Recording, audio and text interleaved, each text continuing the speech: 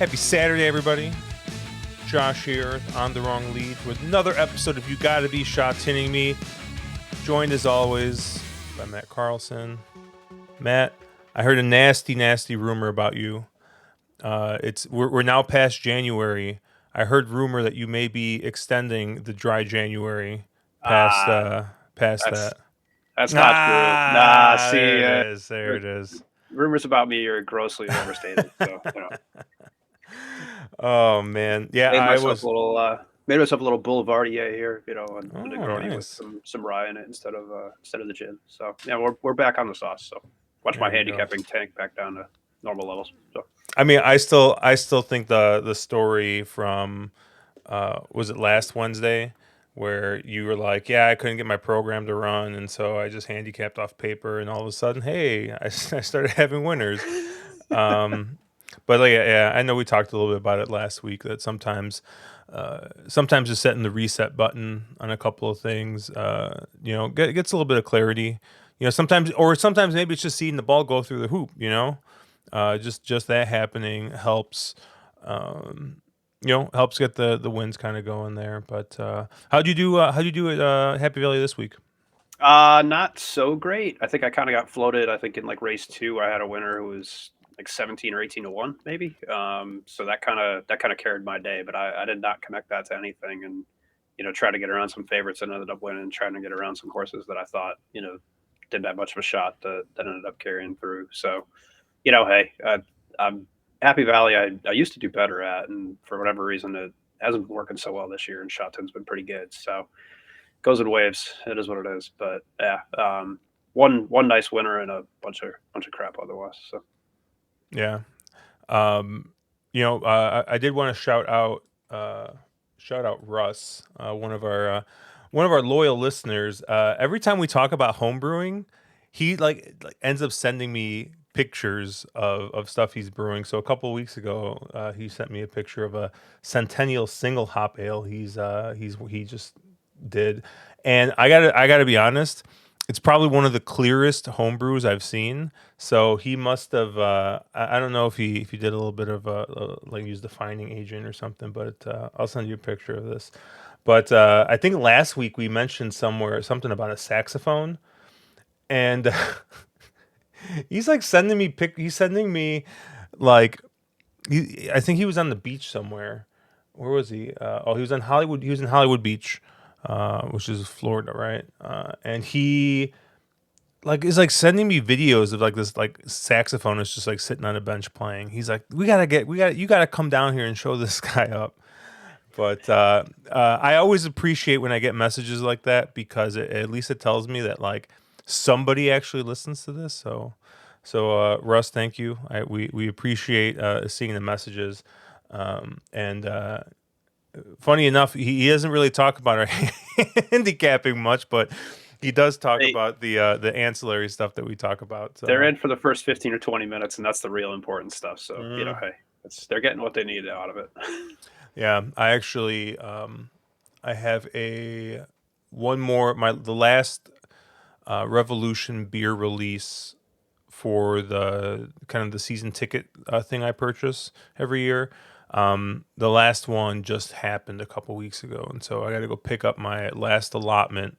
Um, they did a collaboration with Half Acre, and then they have I want to say it's like a double barrel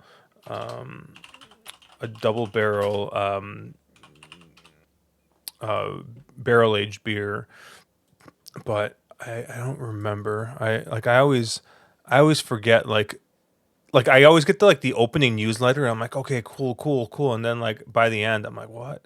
Yeah. Oh, it's a rye wine aged in barrels, and then On and On is a collaboration with Half Acre, and it's a they said a deconstructed stout. So I have no idea what the heck that is, but we'll find they out. they giving you like a bottle of water and a thing of yeast separately. Like what? I don't know. Like it'd be funny, right? They're like here's a bag of grain, and here is Here's some brew it yourself. um what did they Eat it say? like cereal. I guess so it looks like they did two beers. They did a like a dark like a dark beer and a pale sweet beer, and then they combined it. I don't know. It'll be interesting. Okay. But yeah, gotta go pick that up on. I don't know if I'm gonna go this weekend. This week's the Super Bowl. Obviously, people are having parties and stuff. I don't know if I'm necessarily gonna go do anything. I know my family usually does stuff. A friend of mine invited me out, but her and her kid, I think, are sick, or they feel like they might be getting sick. So they kind of sent us the message today, like, "Hey, heads up, we might have to cancel."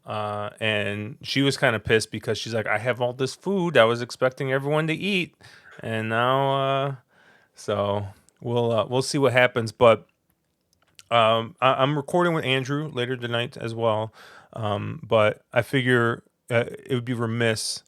I know this is a horse racing podcast, but not to get your thoughts on gambling on the Super Bowl. On if you have any thoughts on where you might go there.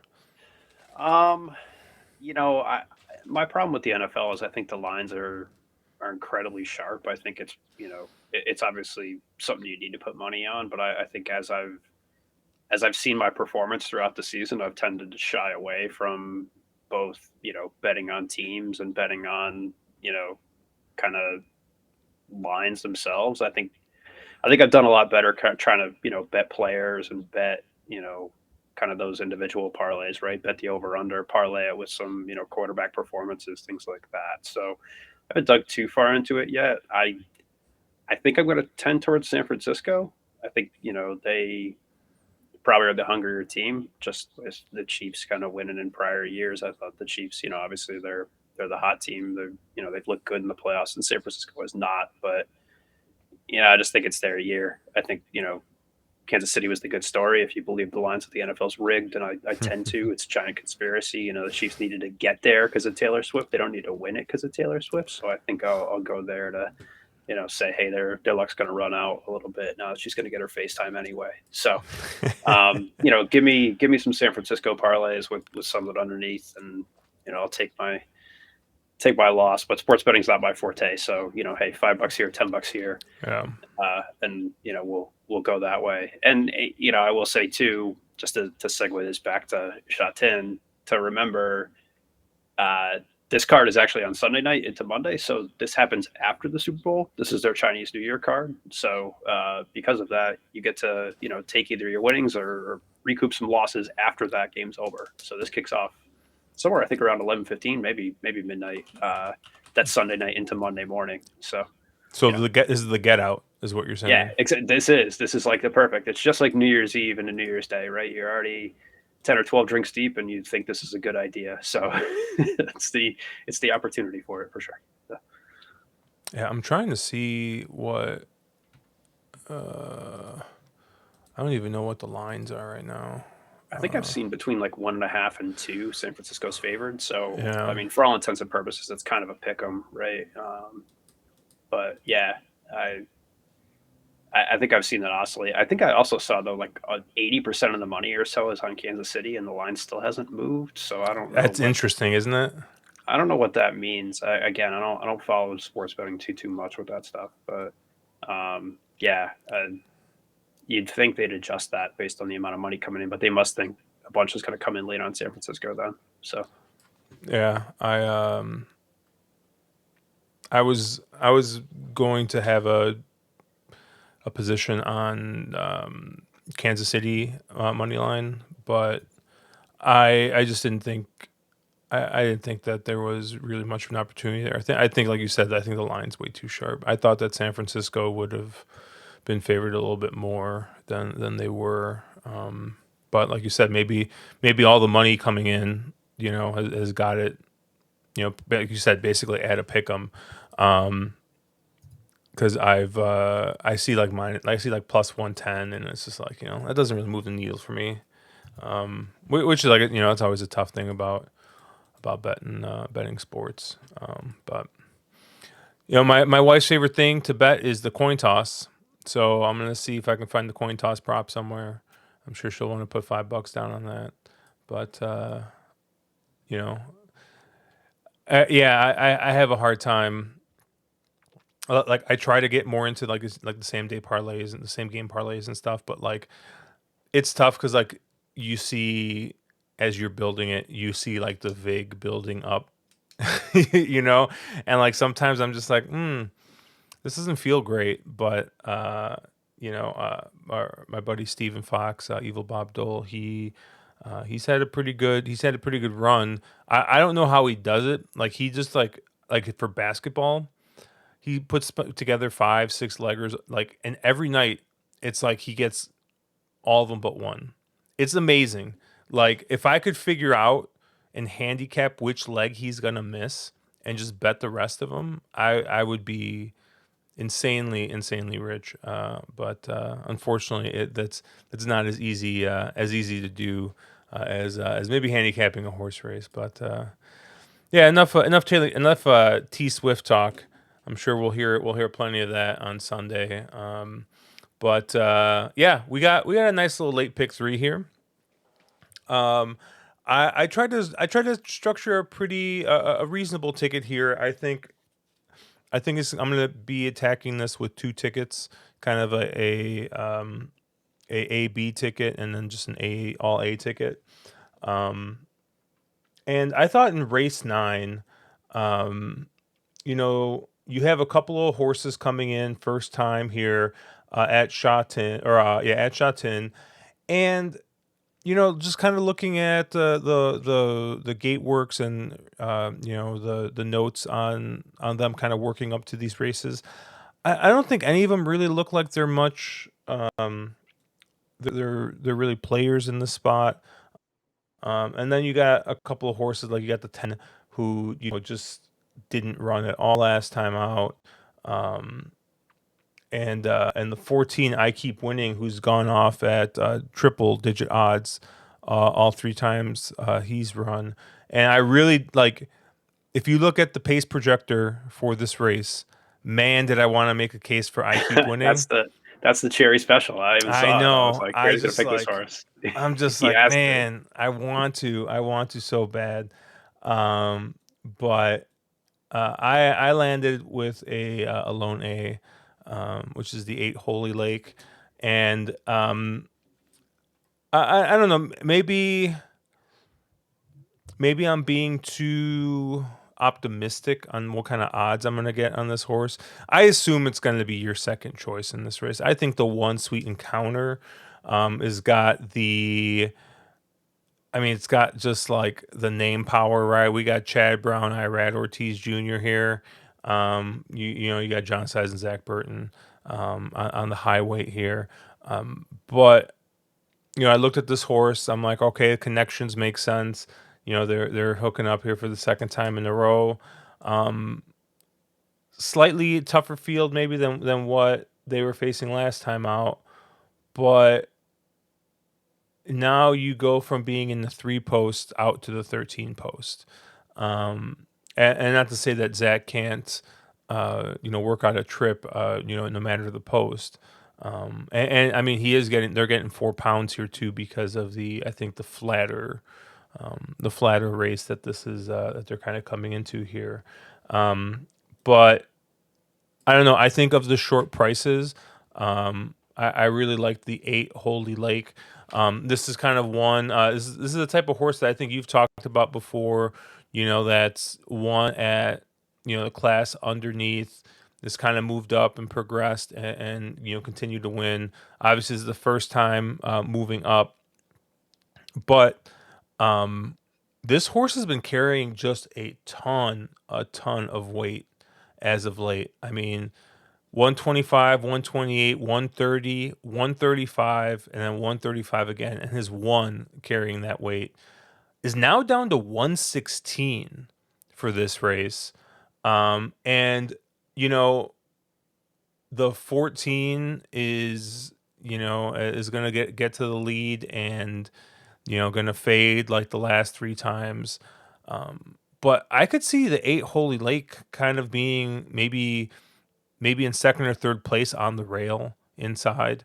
And I just think is drawn well, is drawn in the 5 post, has got some tactical speed, and, just hasn't done anything really wrong. I mean, obviously, the 1-2 back, looked like, something was kinda weird there, but, I mean, you cross the line through that race. I mean, the 4 out of those last 5 races are great.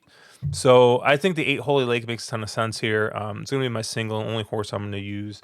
I'm gonna hope that the one horse, the Zach Burton horse here, takes a bunch of money, and I get, I don't know, 4 or 5 to 1 on this 8, but, we're pretty far out. I don't even think the early pools are open yet, so, we'll see what we get there, but where did you kinda land?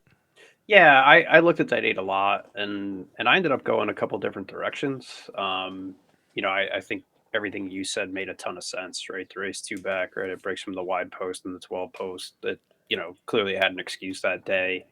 I think the races look fast enough, and it makes a ton of sense fitting. For whatever reason, I just was like, yeah, I stepping up in class and kind of seeing it move up. I'd kind of rather see one. I thought, hey, price wise, it just might take a little too much money for a couple question marks given that race 2 back. But I think it wouldn't surprise me if that horse ran well and get a win at an okay price, right? Uh, I guess one thing I'll comment on the weight beforehand here. This is kind of a weird race. It is a Class 3 race, but if you look at it, it's kind of got 5 extra points in the top rating. Normally, you see a Class 3 race, and it's that 80 rated horses to 60 rated horses, and for whatever reason, the top end rating on here is 85, but it's 85 to 60. So it looks like a lot of horses are dropping a lot of weight, but they're really not. You kind of get all of those horses kind of giving up weight. So it's kind of a weird race because all of these horses are just racing, 4 to 5 pounds lighter than they normally would be just based on that top rating. I don't really understand why. If somebody knows why, obviously please comment or DM me or whatever, because maybe there's a good reason for it. But it was kind of throwing me off. I'm like, wow, this horse won last out and it's not even picking up any weight. And it's like, oh wait, it's just because this is a weird race and the top ratings screwed up. All that said, I think the couple horses that I went to, one, I went back to the 12, Silver Up. I've liked this horse a lot. I think I've talked about it at least once, if not twice. I was very high on this horse last out. Picked it that day. I like the step up to a mile. I think that horse kind of wants that, slightly later run, but I think very similar to the 8 can kind of sit in that second flight and with a slow pace, I think can kind of inherit it once that 14 drops out because I think it will. To me, I was like, all right, get a couple pounds on that 8. And for a horse that I really did, a trust last time, I think Silver Up made a ton of sense. And I've liked it the last two and kind of wanted to go back there again. So, that'll kind of be one of my primary A's. The other one I liked was the 6 Master of Fortune. It's dropping 9 pounds because it's getting a bug this time. And if you look at it, it's been running, I think, at 1400 instead of the full mile like it was. It's done pretty well at a mile. I think it's 3 for 9 at a mile and 0 for 5 otherwise. So to me, it's getting back to what it wants to do. Last time Jamie Kaw was up, she was new here, and I think that probably didn't do it any favors either. So when you have a lower weight and you have a more experienced jock, at least for this track up, and you're getting 9 pounds, what's not to like? So I think the 12 and the 6 are kind of my A's here and where I'll go. Um, I think last time I liked the 9, the air. I don't like the 9 here. I don't think there's any amount of weight that would make me want to bet Lyle Hewitson from the 12 post where you had Hugh Bowman from the 1 post last time. So I'll be fading that one. The only other horse that I really wanted to stretch on, and I think if you want to take the longest priced horse in this field, would be the 2 Bravehearts. Um, I'm really tilting my head sideways for this one, but this was an accomplished horse in Argentina. I have no idea how San Isidoro translates here. Probably very, very poorly. But you look, it ran okay. First up, they put it in Class 2. It ran against a very strong Class 2 group, right? I mean, I think that race was one of those things that I forget if it was if Mugen won that race, but right. I mean, that's a very strong Class 2 field, and you're asking for a a huge 1 year layoff. Cast that horse straight into Class Two. It was drawn wide. It stayed wide. You really can't tell kind of what that was doing. It went off 60 to 70 to 1. It looked like a 60 to 70 to 1 shot. But hey, now it's dropping back down. Now you're getting a better draw.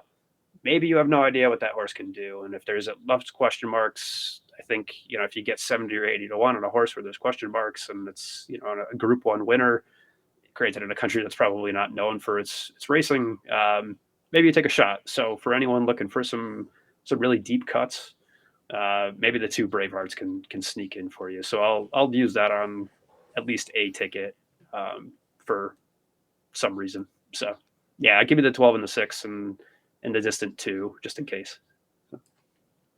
Nice. Moving along, we got some Class 2 racing here. The UE handicap here. We're going to be going 6 furlongs, 1,200 meters. And yeah, this was one. This was kind of my spread race here, I guess. But I think I'm going to be leaning very heavily on this 2 Flying Ace. You get Zach Purton aboard, and you get a little bit of dirtied up form here. Obviously ran in a Group One last time out, and ran fifth at a humongous price. Two back ran ninth in a Grade 3 handicap race, and just no threat. But I mean, isn't even dropping down to Class 1, is coming all the way down to Class 2. So is basically going from a stakes race to high level claimer here, and you get Zach aboard again. And I was going to do kind of be a stone cold single here, but then I saw the 12 post and I got a little scared. Um, Obviously, 5 back, this horse was out in the 13 post, and had that nice closing kick. And it has closed in 21, right? 21.64, 21.55. So it's got a really, really good closing kick here. So I think if Zach can get this horse outside and just get a clear run at the end, I think he's got a shot. But being all the way out there in the parking lot can make things a little bit difficult there. But um, I think the races 4 and 5 both fit here pretty well. And it's always tough to gauge how well the horse ran in these other races when it's just definitely way in over their head. Speed Pro liked them, but I didn't know if it was necessarily a figure or a hey, this is a Group One race, so everything's kind of looking better. But I think the form from a couple races back looks good still. And we talked a little bit before the stream about Galaxy Patch, which I know is a horse that you like here, and I kind of got the soft fade on this horse.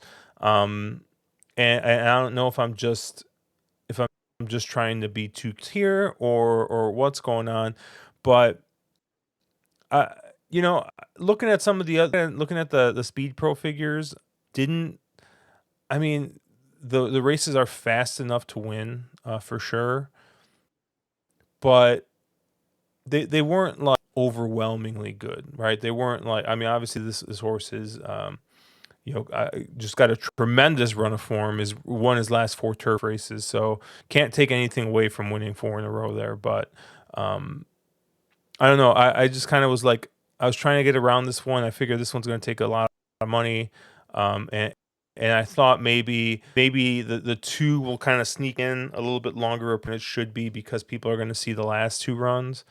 But the other 2 horses with some good form. I like the 6 Good Luck Friend here um, on the cutback. I think this is another horse. This is a horse with tactical speed. Doesn't need the lead, but can be placed forward. And this is more of a like, hey, maybe in case the track is playing very forward, let's get a couple of these horses that are going to be forwardly placed going 6 furlongs. And I thought the 6 has definitely got tactical speed. It's got a good kick. And I think the cutback's going to help a little bit here. So I think the horse has got a pretty decent record actually running this distance. They started kind of moving him to 1400 as of late, but does have a couple of wins. I think he's got 4 wins going this distance. So I thought he was kind of interesting here. And then the 8 Majestic Knight, the Happy Valley horse. Um, and I think this is your leader. I think this is your leader has been up on the pace going 5 furlongs, has been up on the pace going 6 furlongs, um, and has is coming in here with really nice form. A second, a first, a second, a first, and is trying shot tin again. Does have a win over the track, and at this distance, it looks like at the track. So. Um, I thought this was one that's coming in with good form. Happy Valley, generally, the horses aren't as good. So, what the question always becomes, what were they beating at Happy Valley?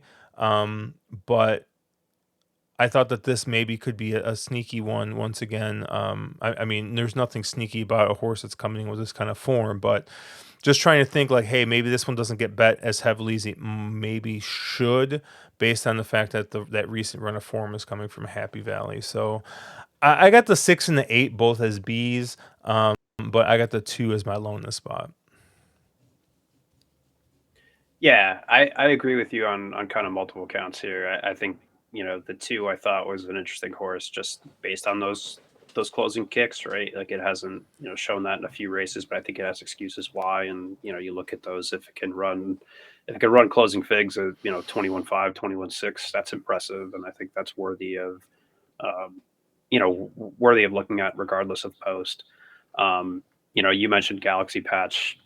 I love Galaxy Patch. I think this horse is the goods. I think normally I'm like, oh, it's going to pick up too much weight and it's going to peter out and it's further drawn out and things like that. But I don't think it's at its top level yet. I think those races, if it runs its race, fast horse is fast. There's nothing really else to say about it. But I agree with you. It's going to take a lot of money, and I think anyone who watches these races kind of sees some pretty short price favorites.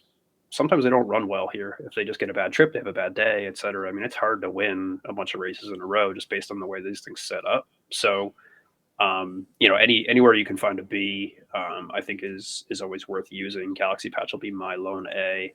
I didn't really like the 8. I kind of understand why it's running at Shatin. Happy Valley, there's only so many Class 2 races there, right? If you watch a random Wednesday, they're not running a Class 2, at the distance this horse wants. So there's only so many opportunities for that thing to get what it really wants to do. But I also at the same time don't like horses that have won doing something different and then end up picking up weight and try something else, right? It's like it's clearly not what they're intending. So to me, that falls for the 8 as well as the 11. The 11's kind of on my shit list because 2 weeks ago I was set up for a really nice score, and a dirt race out of freaking nowhere ends up shafting me. Both dirt races in the last week's card shafted me, and this 11 was that horse that I think won one of them. So, hey, I don't really want to bet another horse that won on dirt and now has to pick up weight because it ran on a different surface. So I'm carving those out. The only other horse that I really liked, I think, was the 13 Lucky Encounter. It's run a couple races in Class 2. It hasn't looked too bad. The thing that stuck out to me was watching the replays. It was kind of a weird ride last out. It If you watch it, the horse kind of looks like it's beat. It looks like it's folded up. It looks like it kind of wraps up and it's fading out. It's one of those horses that you'd look at and say, yeah, it's done, and then just kind of say, okay, it's they'll try and ride it out to the finish, but it's really not going anywhere. And not that it gets too close to winning. Um, but it was a horse that looked like it was going to finish 8th, and it rallied up for 3rd. It kind of had that, looked like it was stopped, and then it found something. And if you could watch a replay, I think you'd find a horse that finds something, right? If you see that visually, it's something that's good because it's not going to stand out on figs. And especially here, there's a lot of people who are data handicappers. If you can get something that's visually impressive, but not data impressive, to me, those are always the horses that I want to bet because it means to me you'll get a price, right? You putting in the work of those visual replays is going to pay dividends. And so I think the 13 fits that.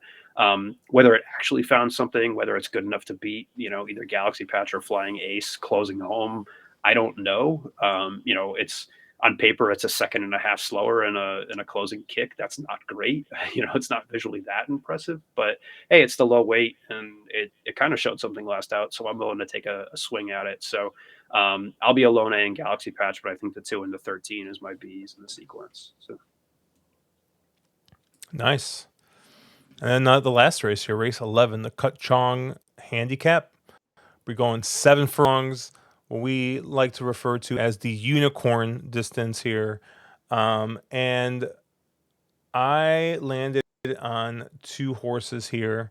Um, I think the one Blue Marlin makes a bit of sense. Is one last time out, carrying a bit of weight as the favorite. Probably going to come in here as your favorite again. Um, it just makes a ton of sense.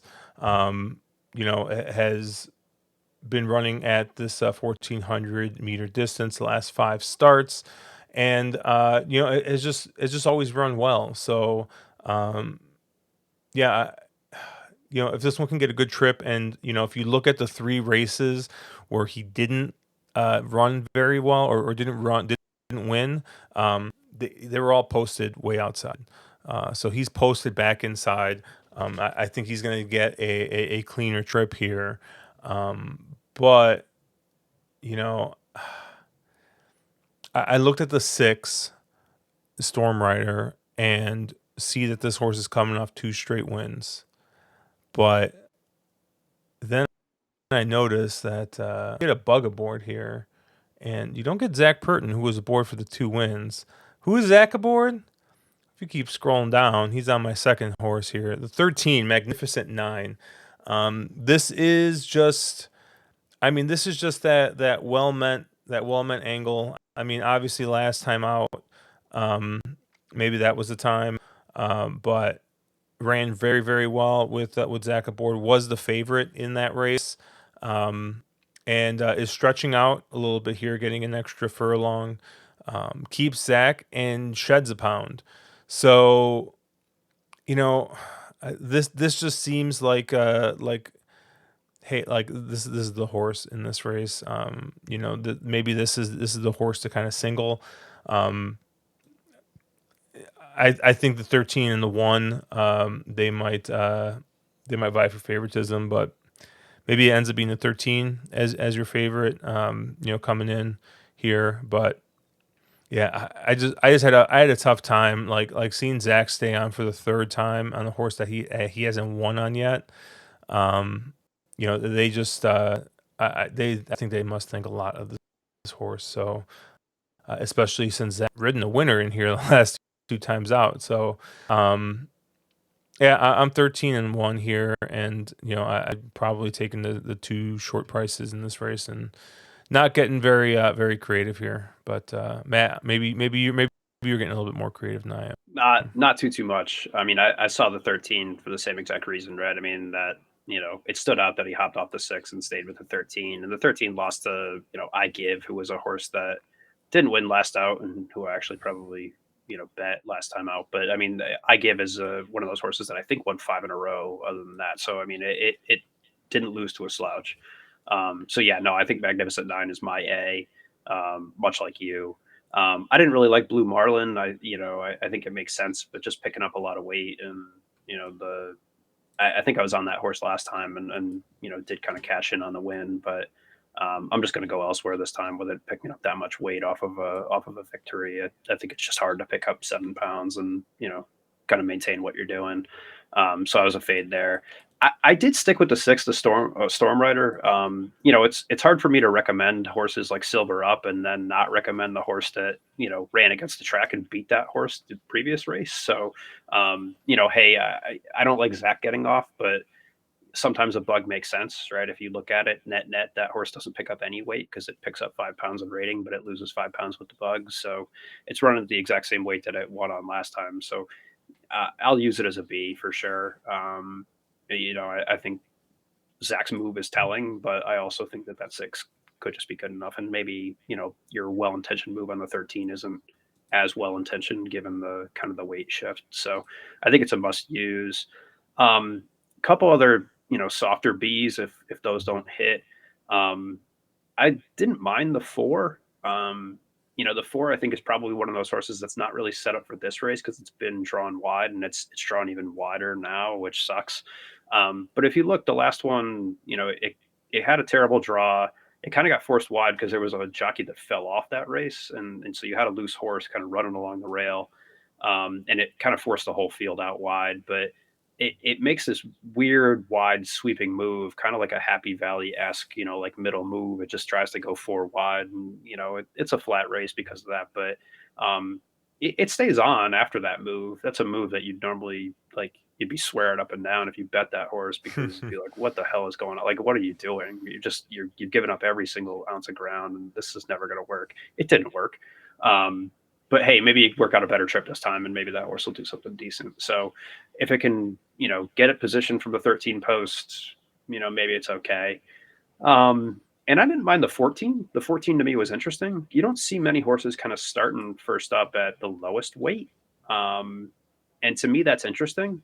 I generally don't love firsters here all that much. Like, I think it's there's this kind of deep waters. But if a horse is starting in low weight and you see Zach up for all those trials, and I think it gets at Zenny riding as well, who's not a slouch. I'm not the biggest fan, but he does well. So it's not you're not getting a 0% jock or anything like that aboard. So maybe I guess watch the price on that one because I thought it was interesting that you'd get a horse starting at the lowest weight with a decent draw and a decent jock aboard too. So maybe hey, if the race falls apart or something goes well here, then the 14 is worth a use too. So I'll be a little bit wider in this, and again, if I'm live, hopefully catch a cash out because I'm still mad about missing the last leg last week and not cashing anything off those. So be a little bit on tilt already. So pre-tilt, it's always good.